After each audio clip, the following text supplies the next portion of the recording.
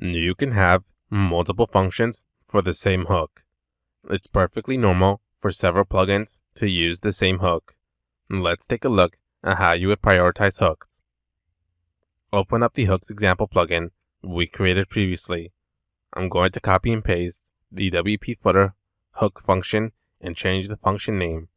I'm going to add underscore v2. I'm going to change the text and add version 2.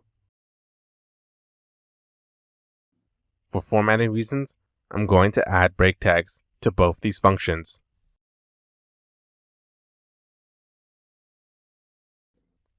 Before you refresh the page, which text do you think will appear first? Let's find out. Refresh the page and you'll notice that the first version displays first and version 2 displays second. If I were to move the second function above the first, then the text positions will switch. I'm going to refresh the page again. As you can see, here, the version 2 text is appearing first.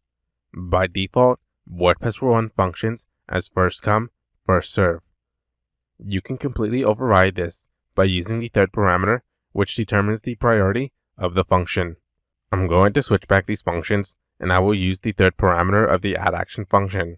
This parameter's value must be an integer value, which determines the priority. The lower the number, the higher the priority, and vice versa. By default, all functions get the priority of 10. I want this function to run first, so I'll set it to something like 5.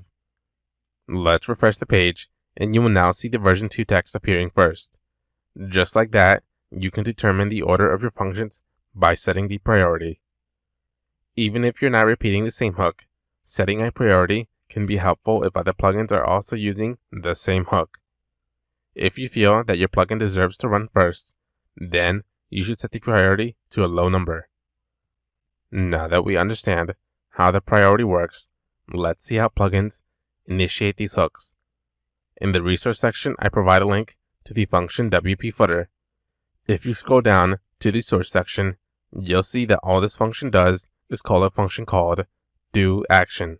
This function will trigger all hooks related to the string passed in. In this case, the WP footer action hook is started. This is how all action hooks are started. It really is this simple. To reiterate, first, all hooks need to be registered. To register a hook, you need to use the function addAction. The hook you want to register is defined in the first parameter. Keep in mind that WordPress will accept in any name. If I were to pass in foo, then WordPress will perfectly accept this. It's very important to register hooks when your plugin and theme is initiated.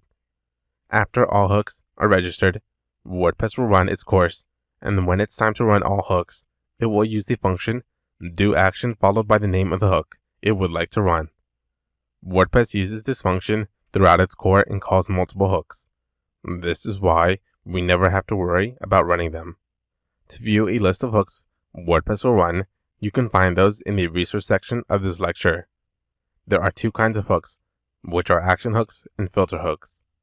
I also provide a link to what WordPress calls the Plugins API.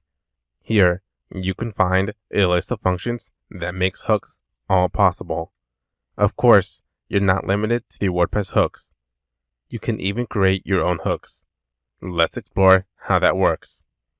Inside the main plugin file, create a new action hook for the WP footer and call the function JUFooter. I'm going to comment out all the previous code. Next, create a second function called JUKillWP.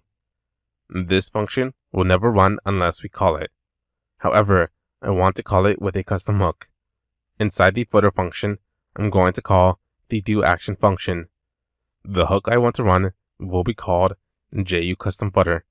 This is a completely custom hook that I just created. There isn't anything else that I need to do. Now any plugins and themes can hook into this event and run their functions. I want to run my function JUKillWP.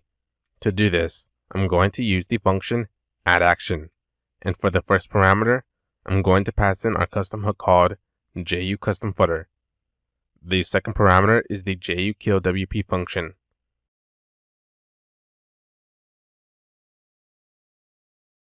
And just like that, we created a custom hook and can now run it. Let's refresh the page, and we should now see our message being outputted.